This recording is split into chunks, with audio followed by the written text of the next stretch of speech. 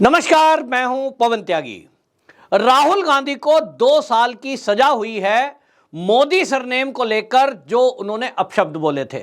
आपको बता दें 2019 में जब लोकसभा चुनाव थे उस समय राहुल गांधी ने एक सभा में यह कहा था कि जितने भी मोदी हैं वो चोर क्यों हैं, और उन्होंने उस समय कहा ललित मोदी, नीरव मोदी, फिर नरेंद्र मोदी, ये सारे मोदी चोर क्यों होते हैं।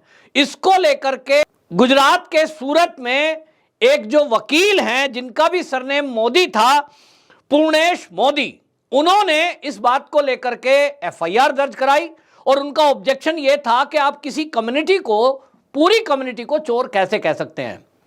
राहुल गांधी बाद में बोलते हैं कि मैं तो किसी कम्युनिटी के खिलाफ नहीं बोल रहा था, मैं तो मोदी को टारगेट कर रहा था, लेकिन जो बयान थे वो पब्लिक डोमेन में थे, न्यूज चैनलों पे आए थे और उन्होंने पूरा वाक्य जो बोला था वो बाकायदा एफआईआर के साथ अटैच किया गया था, जिसमें राहुल गांधी बोल रहे थे कि सभी चोरों के नाम में मोदी क्यों लगा हुआ है। आपको बता दें इस केस को चलते हुए अब 2019 से देख लीजिए, आज 4 साल हो गया। राहुल गांधी कभी प्रस्तुत नहीं हुए, लेकिन जब फैसला सुनाने की बारी आई तो उनको कोर्ट में उपस्थित होना था। 2 साल की सजा हुई। हालांकि बाद में उनको इसमें राहत मिली और 30 दिन तक इस फैसले को लागू करने पर हाई कोर्ट ने रोक लगा दी है। लेकिन मुसीबतें कम नहीं होंगी जो सूत्र बोल रहे हैं, क्योंकि इसी मामले में झारखंड में भी एफआईआर दर्ज है, बिहार में भी एफआईआर दर्ज है, और बिहार में भी आपको बता दें भारतीय जनता पार्टी के जो नेता हैं सुशील मोदी, उन्होंने भी एक एफआईआर दर्ज करा रखी है ठीक इसी मामले में कि इन्होंने कम्युनिटी को चोर कैसे बोल दिया।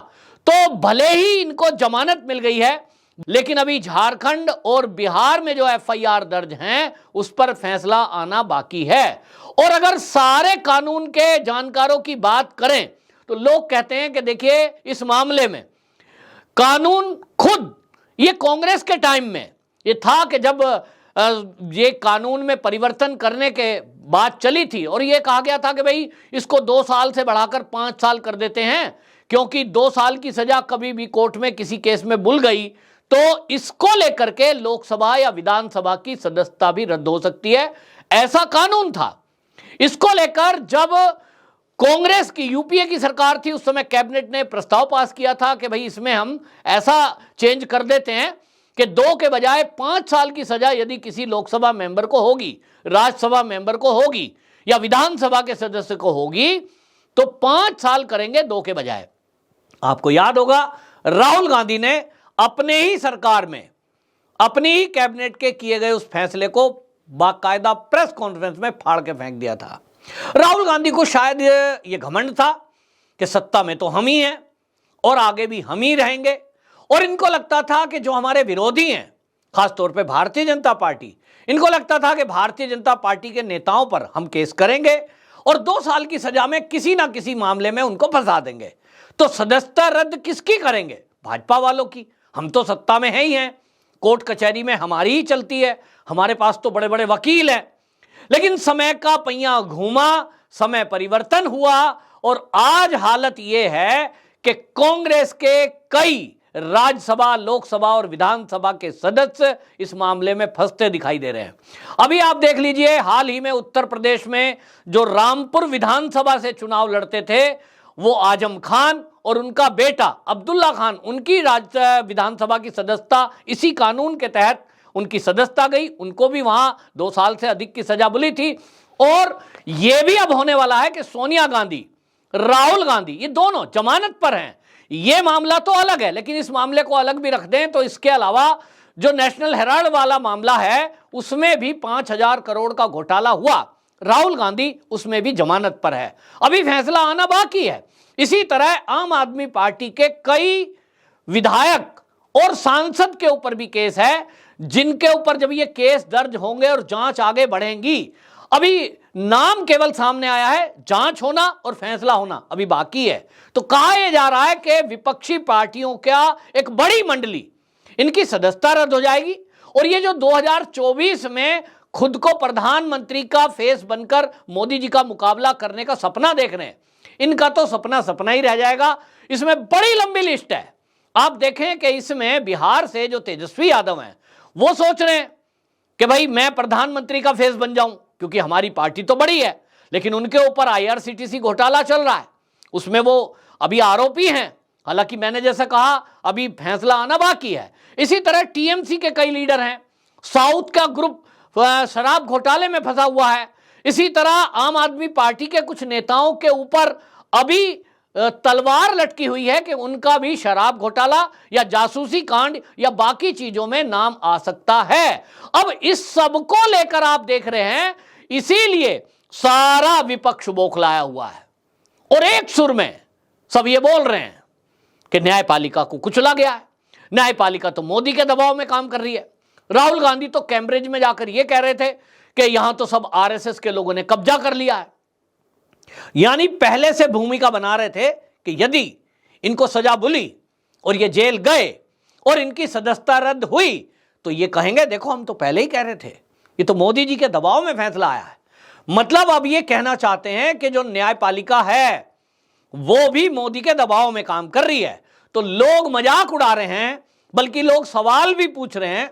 सोशल मीडिया पर लोग सवाल पूछ रहे हैं कि यदि इस देश के विपक्ष को भारत की न्यायपालिका पर भी अब भरोसा नहीं है तो क्या भारत में जो ये विपक्षी दल है, इनके ऊपर जो आरोप लगते हैं, जो ये उल्टे सीधे बयानबाजी करते हैं या इन्होंने जो भ्रष्टाचार किए हैं, उसके केस पाकिस्तान में लड़े जाए?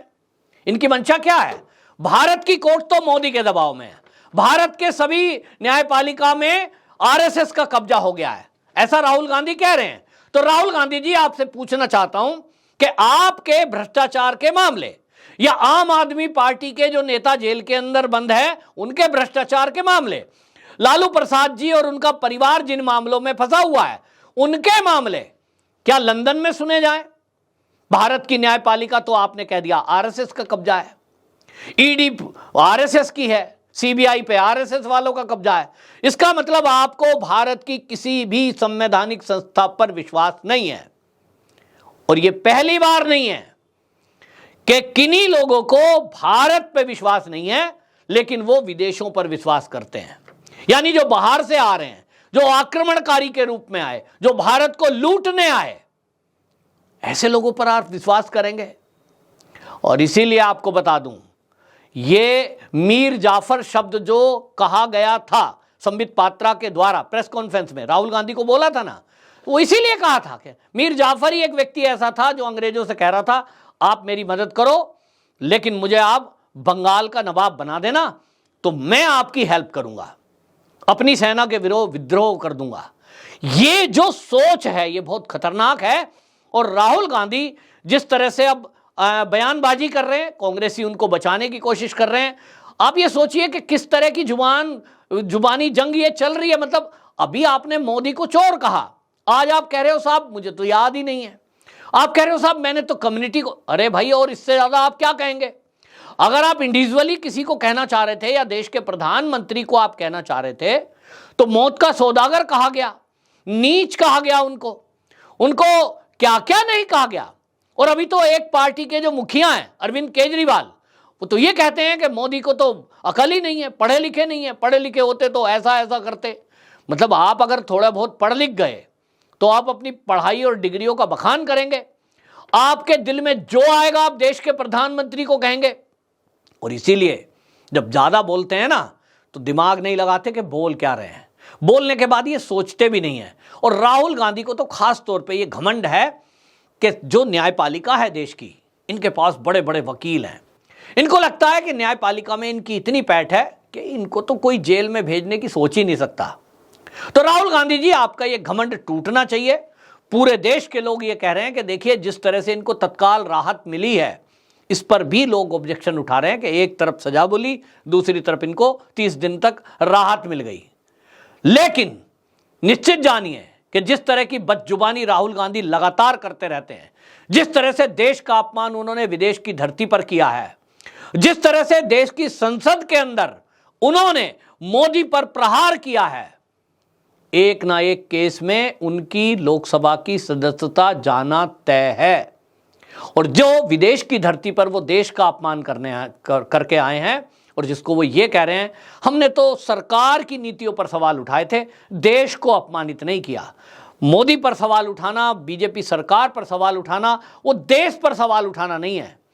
इनको कौन कहे कि आप कैम्ब्रिज यूनिवर्सिटी में खड़े होकर यदि ये कह रहे हैं कि भारत में लोकतांत्रिक व्यवस्था नहीं रही, सब पे आरएसएस का कब्जा हो गया, यहां तक ठीक है कि आप मोदी को टारगेट कर रहे हो, लेकिन यदि आप ये कह रहे हैं कि लोकतंत्र की रक्षा में आप हमारी मदद करिए, इसका मतलब कोई कांग्रेसी समझाएगा क्या कि आप वहां बैठकर विदेश से मदद मांग रहे हैं, जिन देशों ने हमारे ऊपर कब्जा किया, हमारे ऊपर हमले किए, हमें 200 साल गुलाम बना के रखा, ऐसे देश को आप ये कहें कि आप लोकतंत्र की रक्षा के लिए हमारी मदद करें, इसका अर्थ क्या है? इसका सीधा अर्थ है कि आप इसी तरह की मदद चाहते हैं कि किसी भी तरह ये जो भारत के दुश्मन लोग हैं, या यूं कहें जो मोदी को देखना नहीं चाहते, या यूं कहें जो भारत को बढ़ता हुआ देखना नहीं चाहते, उनको आप इकट्ठा करके, उनका फेवर करके, उनकी मदद से क्या आप 2024 का चुनाव जीतना चाहते हैं? कुल मिलाकर जो इस तरह का मामला आया है, जो सूरत की कोर्ट का निर्णय है, और आपको बता दूं जो झारखंड में और बिहार में अभी केस पेंडिंग है, जो अभी केस पेंडिंग है नेशनल हेराल्ड मामले में, निश्चित जानिए कि ये सारे वो मामले हैं जिसमें राहुल गांधी को 2 साल से अधिक की सजा मिलनी है। और अगर ऐसा होता है तो 2024 में राहुल गांधी का लोकसभा का चुनाव लड़ना वो एक सपना रह जाएगा। राहुल गांधी जी केवल कांग्रेस में नारा लगाने के लिए यूज किए जाएंगे, वैसे जीतना तो उनको है नहीं, लोगों का ये कहना है। लेकिन बहरहाल इनकी वर्तमान जो सदस्यता है उस पर भी रद्द होने की तलवार लटकी हुई है। ये कब होता है देखना होगा। वंदे मातरम।